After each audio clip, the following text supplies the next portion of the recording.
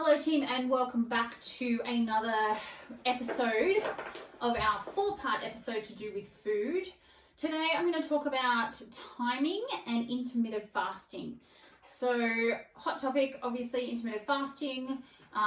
It's being used for many different reasons, but today I just want to kind of give you the lowdown on both of them and how I incorporate those into training programs and food programs with my team.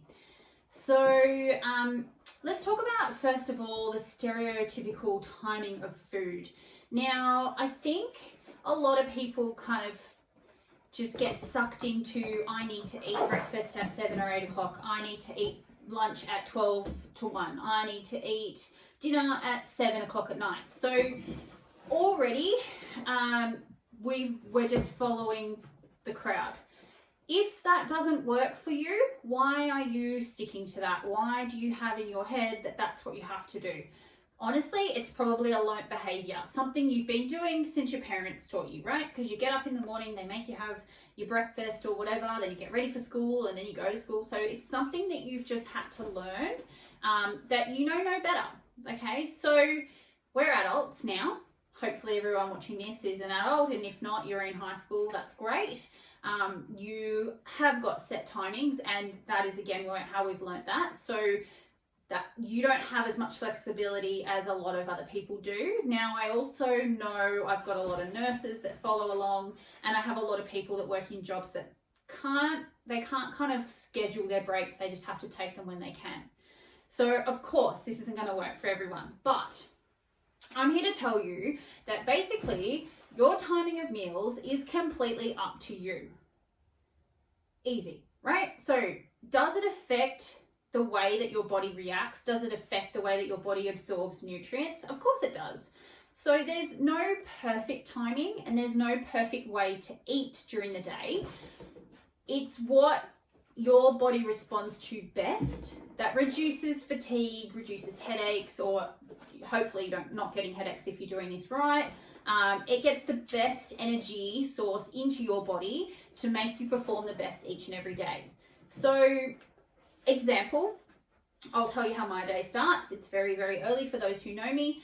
Normally the alarm goes off somewhere between 4:45 and 5:45. I'm up by 6 at the latest, generally even on the weekends, because that's just the way that my body clock works. And when you have two pooches that know when the sun's up it's time to get up, they're also in a routine. So I start very early, but I don't eat at that time, okay? It's completely up to you if you want to eat at that time. I'm not ready to eat, so I will have my lovely caffeine in the morning with coconut and MCT oil, which I'm going to do another video on later. Follow along for that if you're up to learning more about those sorts of things. I'll have that in the morning after a nice warm shower. I might even do a quick cold shower at the end. Again, another topic. And then I probably won't eat breakfast until after 8 o'clock. So I've actually already been awake for 2 or 3 hours before I eat. I only eat at 8 generally because that's my break before then I get stuck into everything else for the rest of the day, or I have clients. So I probably eat around 8 o'clock. Some days I might not eat till 10, but it's a bit between the 8 to 10.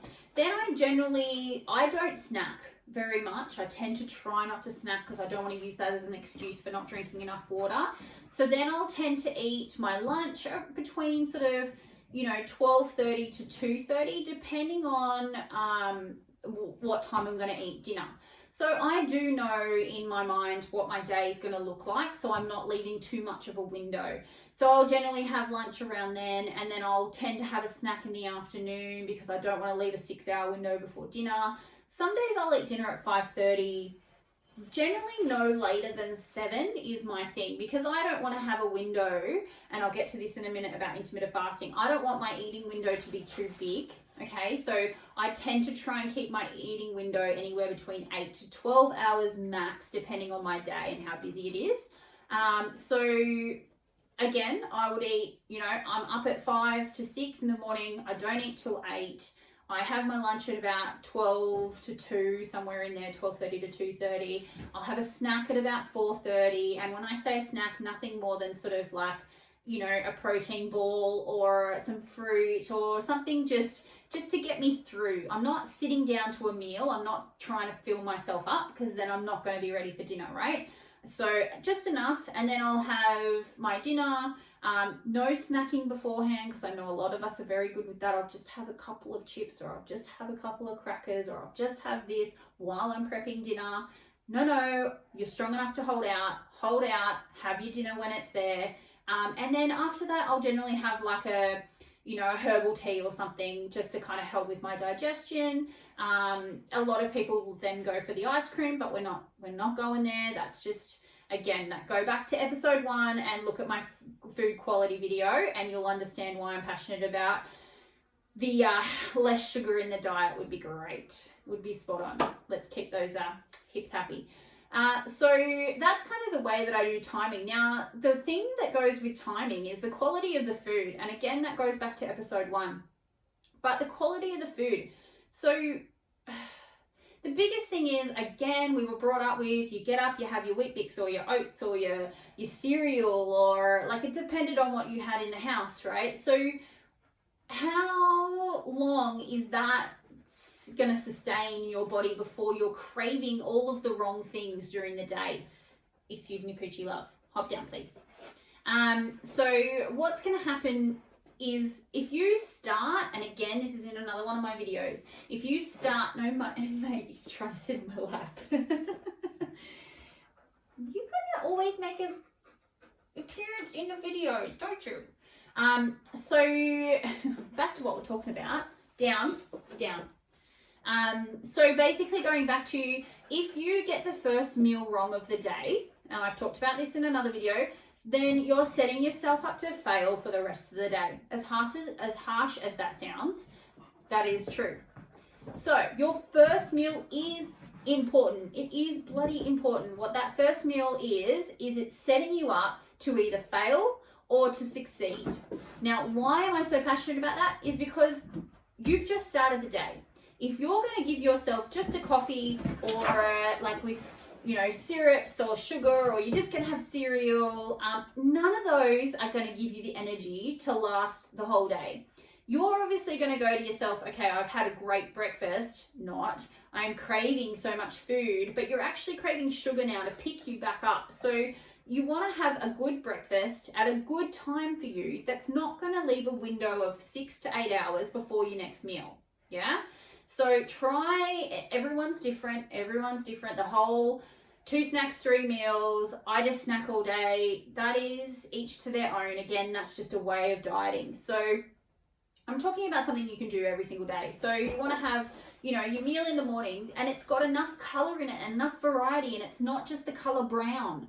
That's so boring. You want to make sure it's got so much good nutrients in it that you are getting to lunch and going, wow, I'm hungry, but I made it, and I'm not craving more coffee to pick me up or more sugar to pick me up. And then you do the same at lunch, and then you do the same with your snack, and then you do the same with your dinner. And hey, that's one really good day, and you are going to sleep so much better. Your body's going to detox during its sleep if you're getting more than 6 to 8 hours. Again, that's another topic. And you're going to wake up the next day, one day down. Try and do that 21 days straight and see how you feel. You're going to benefit so much from that. So if for some reason you're on a night shift, okay, so let's really dig into those people that have 12-hour shifts, are maybe working nights and are sleeping through the day. That's obviously not what our bodies are made for, but you need to adjust your timing. So if let's say I'm working a 7 till 7 night shift, and I know I've got quite a few ladies that do that for nursing, then what I try to get them to do is, you're sleeping through the day when your body's used to eating, right? That's normally when you get your intake. So either while you're sleeping, your body is actually detoxifying, so you need to remember that. So you don't really want to eat and then go to bed. You want to kind of because it's going to all build up, and you're not going to be able to get rid of what you've already consumed over the last couple of days.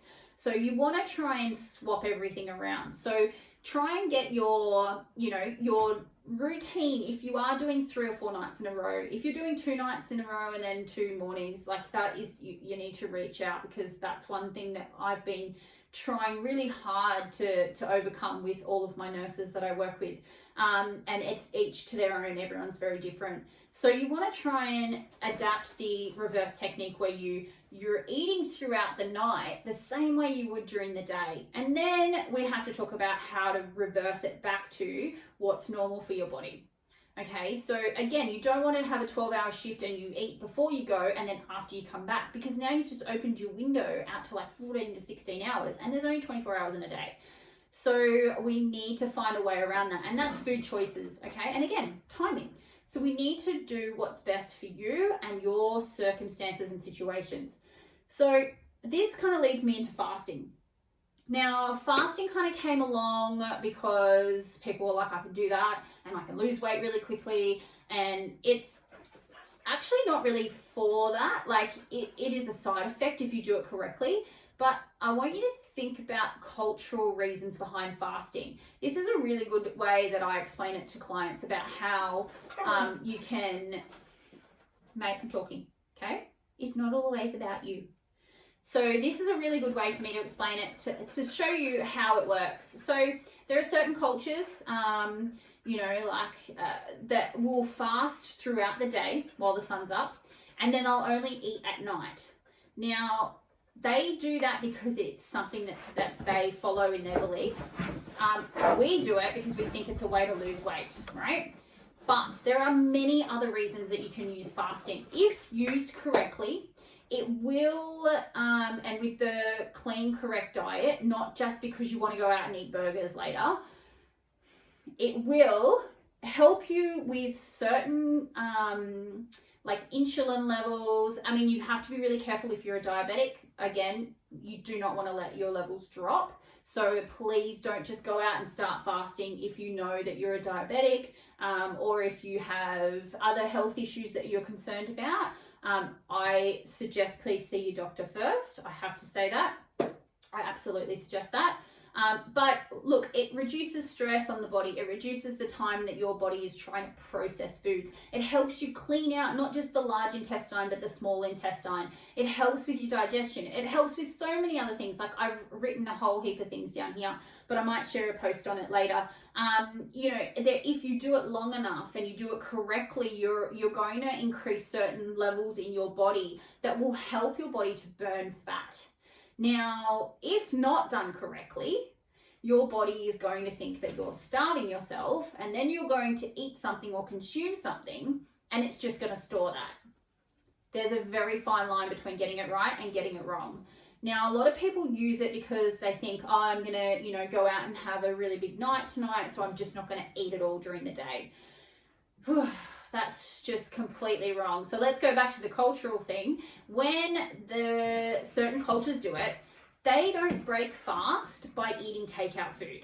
They don't break fast and shock their system into shutting down and slowing down and then ruining everything that they've just done. They actually break fast with certain fruits. Like you might have seen, they break it with dates. They break it with certain things that help the digestion to soften back into processing foods. It helps line the stomach, right?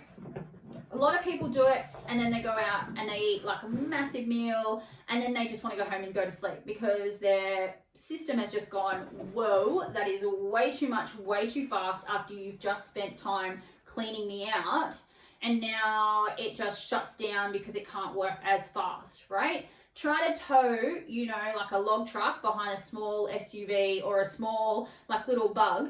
It's not going to happen. So you've just done the same thing. You've just shoved so much food into your tummy after it's had a really good rest and a really good detoxification, and now it can't actually speed up the process anymore. So you're finding a really bad relationship with food that way, okay? The best way I suggest to do it is to work your way into what they call the 8 and, oh gosh, I'm having a moment, 8 and 16 windows. So that's 8 hours of eating and 16 hours of no eating. You cannot produce those saliva glands. You cannot get them going for that sort of 16-hour window, because yes, you can do 12 hours, easy. Like we're meant to sleep for 7.5 to 8 hours every night. So already you've lost, that amount of time. You've only got to add on a few more hours, easy. not for everyone. But if you don't quite make it, like you want to slowly start with maybe a 12-hour window of no eating, then a 14-hour, and you slowly build up. If you want to do it for the right reasons, if you really want to find your energy, clean out your system, but you don't want to go and do like any of these fancy diets or anything, or you're not you're not a big fan of eating all the rainbow, the green leafy stuff, you know, that can do it too for you. You want to really give your body a rest and reset it, then you need to work your way up to that 16-hour of no eating. In the last sort of 2 hours, when you finally get to that 16 hours, that's when you see the most difference, okay? So during that 16 hours, yes, you can have liquids, you know, you can have your water, you can have a herbal tea or something to soothe your tummy, but you just can't chew. And that doesn't mean you can have smoothies. You just can't chew because you don't want to produce certain glands, get certain things working in your mouth. I'm having a mind blank for a second. I'm obviously hungry. Thinking about food. So you want to make sure that you're doing it correctly. During that 8 hours, then to break it, you might want to start yourself with just some fruit, some watermelon or some dates or something just really easy to help line the stomach. Not spicy foods, definitely not spicy foods, because I can tell you right now they'll go straight through you. Fun topic. You want to just make sure that you're reintroducing all the good food, so the body knows straight away, okay, in my next window of fasting, I can either use this, get rid of it, I don't have to store it. If you're eating foods that slow everything down and then you go into the next fasting, it's going to be too busy just processing what you've just eaten instead of actually continuing to detoxify the body, okay? Fasting can be used. You can do it 2 days a week. You can do it every day of the week if you want. There is a time and a place for it. Again, if you have any medical conditions that you're worried about may affect it, please do not go ahead and start it straight away. Especially things like, you know, heart problems or blood pressure problems. You need to really get those checked first, please. So timing is all about making what works for you. And then intermittent fasting, it does have a time and a place, absolutely, but don't try and abuse it to just lose weight. That's not what it's all about. You're not going to do it forever, yeah? Just because you think you have to eat because it's breakfast, lunch, or dinner doesn't mean you have to eat at those times. If you're not hungry, don't eat. Eat later, eat earlier. Like, if you think it's recess or, you know, afternoon tea time, just because it is, or you're bored, don't eat. Like, timing is very important. If you can mix those two together and try and eat within an 8-hour window and leave it for 16 hours, or even let's just say go 12 and 12 just to start with, and you eat real food during those meals, then yes, they're going to feel like they're a little bit closer together than what you used to, because, you know, if you're eating at 1 o'clock and then you're eating at 7 at night, that's a very big window. No wonder you come home and you just snack and eat everything. If you can get those two together, then you're going to find a really good routine in your digestion, and everything's going to kind of play a part in finding more energy, better sleep, clearer skin. But again, there's not just one thing that fixes everything. There's not one diet that fixes everything. So it's all trial and error. Don't try it for 1 or 2 days and give up. You need to actually stick with things for a little while. Honestly, if you're going to do something properly, you should be doing it for at least 12 weeks to actually see how the body adjusts to it. If you're questioning and you want to try and do intermittent fasting, please reach out. If you're questioning about timing because of work or you have shift work, please reach out. Feel free to, you know, like send me a DM or a message or contact me however you can, and we can have a chat about your schedule and what you're eating and how you're eating, and if it's right for you, yeah? The only other thing I wanted to talk about today is that food is very important, okay? Now, if you want to learn a little bit more about the topics we've talked about in the last 4 videos, go back, watch them again. Some of them are a little bit shorter than others. If you're not sure how to put all of that together, or you're not even sure where to start with your food, reach out, okay? Don't be afraid to reach out. I'm always here to have a chat. I'm always willing to help. That's what I'm here for. That's what I do every day. I love it. And if you're getting to the point where you're like you want to learn more about this sort of stuff, again, reach out. Just remember there are 4 episodes here, so you can flick between them. We are going to go on to talking more about hormones in the next couple of weeks. So definitely for the ladies in the next few weeks, we are going to talk a lot about hormones and the time of the month and all the fun stuff. So guys, if you have watched this video, you may want to click across to another video after the next ones that I post. But anyway, enough about food because I could talk about it all day. Go enjoy good food, enjoy the sunshine, look after yourselves everyone, and I will see you again in another video. Bye.